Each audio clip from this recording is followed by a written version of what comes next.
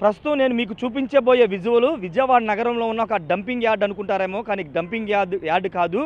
విజయవాడ ప్రకాశం barrage నుండి ఏలూరు వరకు వెళుతూ కొన్ని వేల ఎకరాలకి సాగునీరుతో పాటు కొన్ని వందల గ్రామాలకి త్రాగునీరు అందించే ఏలూరు కాలువ. ఒకసారి పక్కన విజువల్స్లో మీరు ఇప్పుడు చూడొచ్చు. ఇదంతా కూడా ఏలూరు కాలువే. ఈ కాలువ ప్రస్తుతం ఏ విధంగా ఒక డంపింగ్ యార్డ్ లాగా మారిపోయిందో చూడొచ్చు.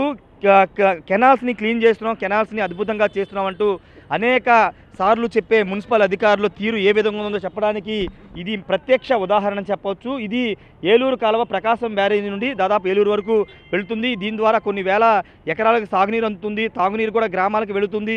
అలాంటి కాలువ దుస్థితి ఏ విధంగా ఉందో చూస్తే నిజంగా ఎంత దారుణమైన పరిస్థితి ఉందో మనం అర్థం చేసుకోవచ్చు. ఏలూరు లాకులు అంటారు దీన్ని.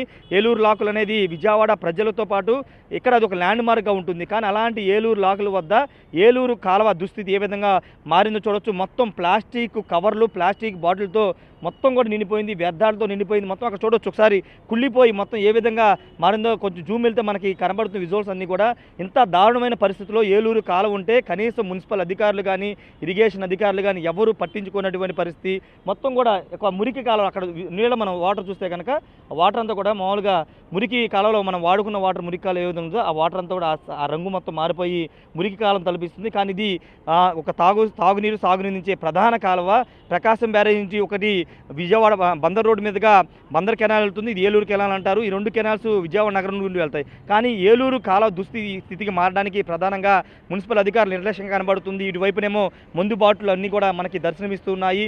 ఇవంటే పక్కన పెడితే అసలు కాలువలో అంత స్థాయిలో చెత్త పేరుకుపోయి వాటర్ వెళ్ళలేని పరిస్థితుల్లో ఉన్నా కనీసం మున్సిపల్ అధికారులు ఇటువైపు చూడలేదు. పెద్ద ఎత్తున విమర్శలు వస్తున్న నేపథ్యంలో తాజాగా ఈరోజు ఏదో తూతు మంత్రంగా ఒక ప్రొక్లైన్ తీసుకొచ్చి పూర్తి స్థాయిలో వీటిని క్లీన్ చేసే ప్రయత్నం ఇప్పుడు చేస్తున్నారు తప్పించి నిన్న సాయంత్రం వరకు కూడా పూర్తి స్థాయిలో అంతా కూడా నిలవూనిపోయిన పరిస్థితి. దాదాపు సగం వరకు క్లీన్ చేశారు. ఇంకా ఎంత స్థాయిలో పేరుకుపోయిందో మనం చూడవచ్చు. ఎంత నిర్లక్ష్యం అనేది ఇక్కడ మనకి కనబడుతుందో మనం అర్థం చేసుకోవచ్చు. ఎందుకంటే ఒక ప్రధాన కాలువ ఇది. కింద దిగువన ఈ కాలువని ఆధారం చేసుకుని చాలా గ్రామాల్లో తాగునీరుకు ఉపయోగిస్తారు, అదేవిధంగా సాగునీరుకు ఉపయోగిస్తారు.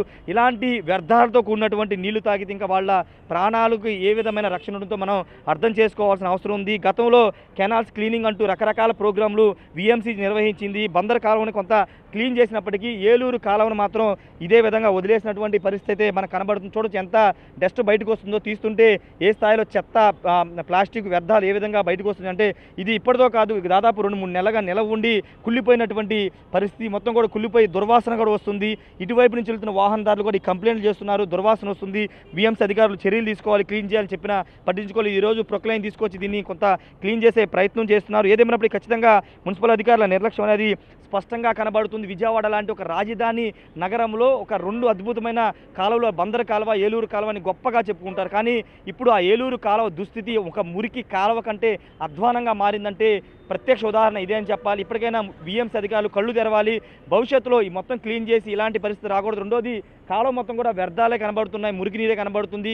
పంట కాలువలకు వెళ్లాల్సిన నీళ్లు, ప్రకాశం బ్యారేజ్ నుంచి వచ్చే కృష్ణమ్మ నీళ్లు ఈ విధంగా వ్యర్థాల రూపంలో కలిస్తే ఆ నీరు దేనికి పనికి రాకుండా పోతుంది. కాబట్టి ఖచ్చితంగా బిఎంసీ అధికారులు ఏలూరు కాలువ మీద దృష్టి పెట్టాల్సిన అవసరం ఉంది. ఏలూరు లాకు వద్ద పేరుకుపోతున్న చెత్తని ఎప్పటికప్పుడు తొలగించి ఈ కాలువని కొంత బాగు చేయాలని డిమాండ్ అయితే వినబడుతుంది. కెమెరా సురేంద్రతో రాజేష్, బిగ్ టీవీ, విజయవాడ నుండి.